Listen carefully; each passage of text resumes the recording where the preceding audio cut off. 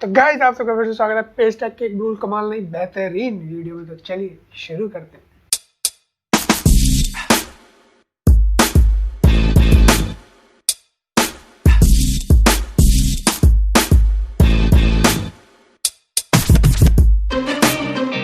तो गाइस आपके लिए खुशखबरी लेके आया हूं क्योंकि तो गाइस कल चाइना की 43 और ऐप्स को बैन कर दिया गया है इंडिया की तरफ से। तो गाइस जो लिस्ट है ऐप्स की जो बैन करी गई है इंडिया की तरफ से, उसके अंदर आपको मेनली दिखेगी अलीबाबा की जितनी भी साइट्स है। देखिए Alibaba supplier mobile apps, Alibaba work bench, मतलब कि अलीबाबा नहीं पता आपको तो चाइना की सबसे बड़ी कंपनी में से एक है वो, जो क्या कहते हैं बल्क में जो सामान लेता है ना कोई, तो उनको प्रोवाइड कराती है वो ऑनलाइन। ठीक है, जैसे कि इंडिया के अंदर फ्लिपकार्ट, अमेजोन और ये सब चीज़ें हैं, वो पर्टिकुलर सामान के लिए ज़्यादातर यूज़ की जाती है। आपको एक फ़ोन खरीदना है या ज़्यादा 10 खरीदना है, बट अलीबाबा यूज़ करी जाती है बल्क में सामान मंगाने के लिए। सो उनको बैन कर दिया गया है। गाइस बात करें एक और ऐप जो मुझे पर्सनली खुशी हुई जो बैन हुई है, वो है स्नैक वीडियो। क्यों मुझे बताने की जरूरत नहीं, जो बिल्कुल टिकटॉक पे डिक्टो है। तो गाइस और जो एप्स हैं वो आपको कुछ ऐसी देखने को मिलेंगी, कुछ ज़्यादातर देखने को मिलेंगी डेटिंग एप्स। मतलब कि देखो, dating my age, China love, true Chinese, be work China, guys guys only dating, oh God. और कुछ ऐप्स ऐसी भी देखने को मिलेंगी आपको, V TV lite, digital talk, identity TV, जो कि प्राइवेसी को बहुत ज़्यादा बढ़ा रही थी। तो गाइस कल ऐप बैन हो गई और आज जश्न भी शुरू हो गया, अगर आपको सुनाई दे रहा हो तो।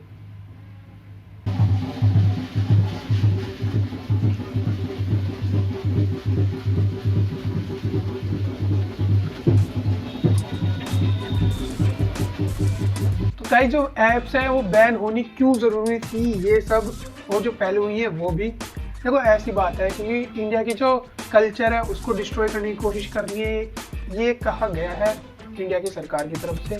और जो प्राइवेसी होती है वो तो कंसर्न है ही। देखो आज के ज़माने में सबसे ज़्यादा इंपॉर्टेंट होती है प्राइवेसी में। तो गाइस जितनी भी वो पहले ऐप्स बैन हुई थी और जो अब हुई है 43 ये वाली, तो ये सारी की सारी बैन की गई है इंडिया की मिनिस्ट्री की तरफ से, जो कि है ministry of electronic and information technology की तरफ से, जिसके अंदर सेक्शन लगाया गया है 69A। तो गाइस ये जो सेक्शन 69A है जिसकी वजह से जितनी भी ऐप्स बैन हुई है, उसके अंदर आता है कि कोई भी ऐप या साइट इंडिया की प्रभुत्वता और अखंडता पर कोई भी जरा सी भी चोट करती है तो उसको बैन कर देना चाहिए, मतलब कि हाँ कर दिया जाएगा। ठीक है, कर देना चाहिए नहीं, कर दिया जाएगा। और वही बात करें दूसरी, तो वो आती है आपकी प्राइवेसी एंड सिक्योरिटी। देखो गाइज मैं समझाने की कोशिश करता हूँ आपको, प्राइवेसी एंड सिक्योरिटी बहुत से बंदे लाइट क्यों लेते हैं। उनको लगता है कि हमारे फ़ोन में तो कुछ ऐसा है ही नहीं कि कोई ले लेगा तो कुछ मतलब कुछ कर पाएगा, क्योंकि बैंकिंग नहीं है, तो उनको लगता है कि हाँ क्या करेगा हमारे मतलब कि 2-3 फोटोज लेके।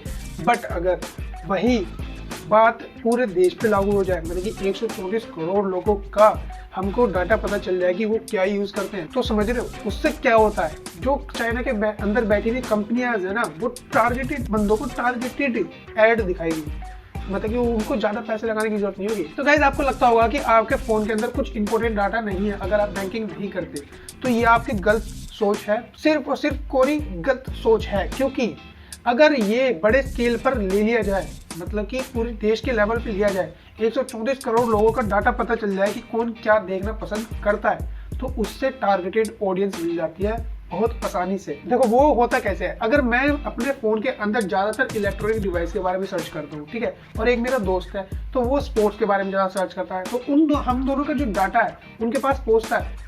तो गाइस उससे होता क्या, उससे ये होता है कि जो डाटा बाहर गया है गवर्नमेंट के पास, तो वो अपनी अलग अलग कंपनीज को अलग अलग डाटा दे देती है। जैसे कि मेरे को मेरे जो डाटा होगा वो सारी इलेक्ट्रॉनिक डिवाइसेस वाली जो कंपनीज होंगी उनको दे देगा, ठीक है। और जो स्पोर्ट्स का होगा, स्पोर्ट्स इंडस्ट्री जो होगी, उसका डाटा दे देंगे मेरे फ्रेंड्स को, ठीक है।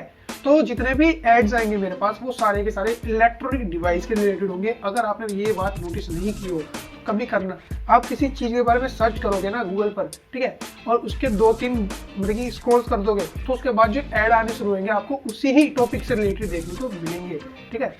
और ऐसे ही मेरे दोस्त के साथ होगा, ठीक है, उसको सारे के सारे स्पोर्ट्स से रिलेटेड सामान दिखाए जाएंगे एड्स के अंदर।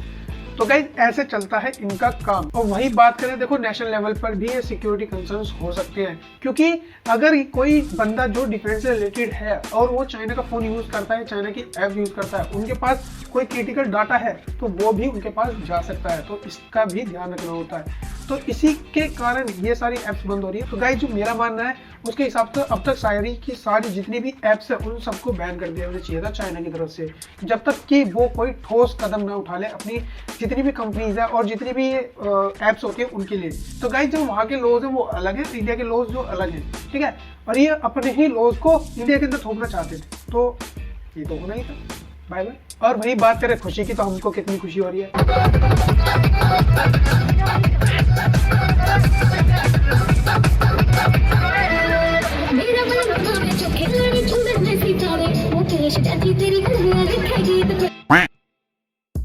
और जो गाइस बची हुई जो जितनी भी ऐप्स हैं उनकी लिस्ट आपको डिस्क्रिप्शन के अंदर मिल जाएंगे, अब वहां पर जाके पढ़ सकते हो कि कौन कौन सी ऐप्स और बैन हो चुकी है, ठीक है। अगर आपके फोन में कोई सी भी ऐप है तो तुरंत डिलीट कर दीजिएगा। तो बस आज के लिए इतना ही। अगर आपको वीडियो को और ज्यादा पसंद है तो लाइक कर दीजिएगा, कमेंट में जरूर बताना कि इंडिया की तरफ से भी ये स्टेप्स लिए जा रहे हैं और वो आपको कैसे लगे, और सब्सक्राइब कर दीजिएगा, सब्सक्राइब कर दीजिएगा, क्योंकि मैं ऐसी बहुत सारी चीजें लेके आता ही रहता हूँ। Bye bye.